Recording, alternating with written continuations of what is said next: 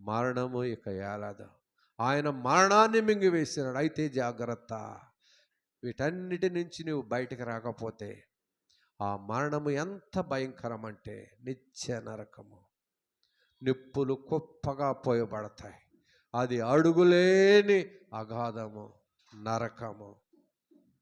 చనిపోతున్నాను, కాల్చివేస్తున్నారు, పాతి పెడుతున్నారు.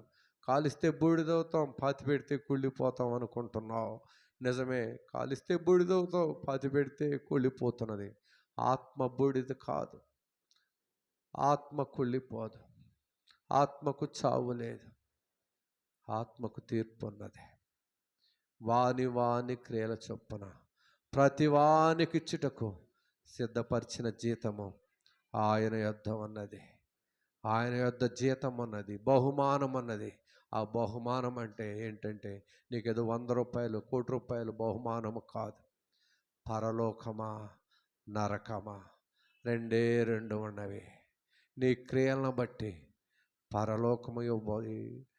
నీ క్రియలను బట్టి నువ్వు పరలోకం పొందగలుగుతావా, లేకపోతే నరకంలోనికి నెట్టబడతావా? చేట ఆయన చేతుల్లో ఉన్నది, చేట ఆయన చేతిలో ఉన్నది. చేట పైకెత్తి తూర్పార పట్టబోచు ఉన్నాడు. తూర్పార పట్టబోతున్న సందర్భంలో నువ్వు పొట్టుగా ఉంటే, అనగా ఇంకను లోకపు ఆశలతో ఉంటే, ఇంకను మారు మనసు పొందలేకపోతే, ఇంకను దేవుని రాజ్యము, దేవుని నీతిని వెదకకపోతే పొట్టు వలె బయటకు నెట్టివేయబడతావు. నువ్వు మారు మనసు పొంది దేవునితో సహవాసం చేసి దేవుని పాదముల యొద్ద కూర్చుని కన్నీరు విడిచి పశ్చాత్తాపడే వ్యక్తివైతే ఆ రాసులో పడతావు. సహోదరి సహోదరుడా, ఆ రాసులోసి కొట్టలో గురుస్తాడు. అనగా నిన్ను పొట్టు నుంచి వేరుపరుస్తాడు, పాపుల నుంచి వేరుపరిచి పరిశుద్ధపరిచి ఆయన రాజ్యంలో కూర్చుంటాడు. ఎలాంటి భక్తిని అరవచ్చుకుంటున్నావు? ఆయన తూర్పార పట్టక మునిపే, అనగా ఆయన ఈ లోకంలోనికి రాకమునిపే నిన్ను నీవు పరిశీలన చేసుకో. మొదటగా వచ్చినాడు, గొర్రె పిల్లగా వచ్చినాడు, మౌనముగా ఉన్నాడు. వధిస్తున్నా, కొడుతున్నా, ముఖమాన ఉమ్ము వేసిన, హేళన చేస్తున్నా, అవమానపరుస్తున్నా, అన్యాయపు తీర్పు తీరుస్తున్నా, నిందలు మోపుతున్నా, తల వంచినాడు గొర్రె వలె. రక్తము చిందించినాడు, పొడవబడినాడు, అదమబడినాడు, ఏడ్చబడినాడు. శరీరమంతా రిబ్బన్ల వలె వేలాడినది, శరీరమంతా నాగలిసాలు వలె దున్నపడినది. యెరూషలేము వీధుల్లో రక్తపు సారలు పడినవి. అయినను అన్నిటినీ ఓర్చుకున్నాడు, అన్నిటినీ సహించినాడు, అన్నిటినీ తాళుకున్నాడు. నీ కొరకు, నీ నా పాపముల నిమిత్తం అప్పగింపబడి సమస్త కార్యమును నెరవేర్చి మరణమైనాడు. మరలా తిరిగి 3వ దినమున లేపబడినాడు. మరలా రాబోతూ ఉన్నాడు ఈ లోకంలోనికి. మొదట గొర్రె పిల్లగా వచ్చి కార్యమును పూర్తి చేసినాడు. మరలా అతి త్వరలో రాబోతూ ఉన్నాడు.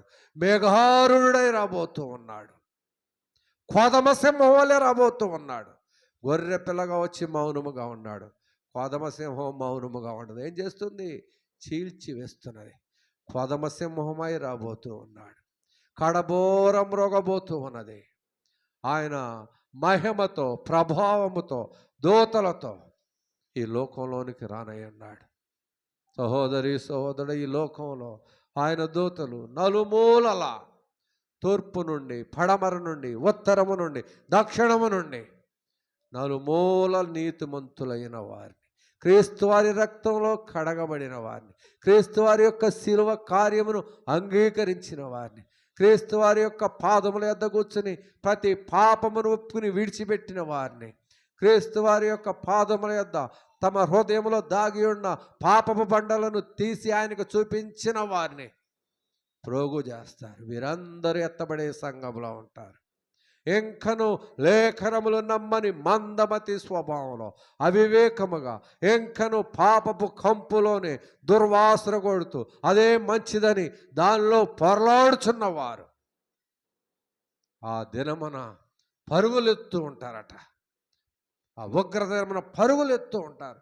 ఏదో చెట్ల చాటుకో, గుట్టల చాటుకో, కొండల చాటుకో వెళుతూ ఉంటే సృష్టి యావత్తు ఆయన సృష్టించినదే, సృష్టి యావత్తు ఆయన మాట వినవలసినదే. చెట్టులు, గుట్టలు, కొండలు కూడా పరుగెత్తాయి. ఈ పాపిని నేను, ఈ దౌర్భాగ్యుడిని నేను దాయలేను.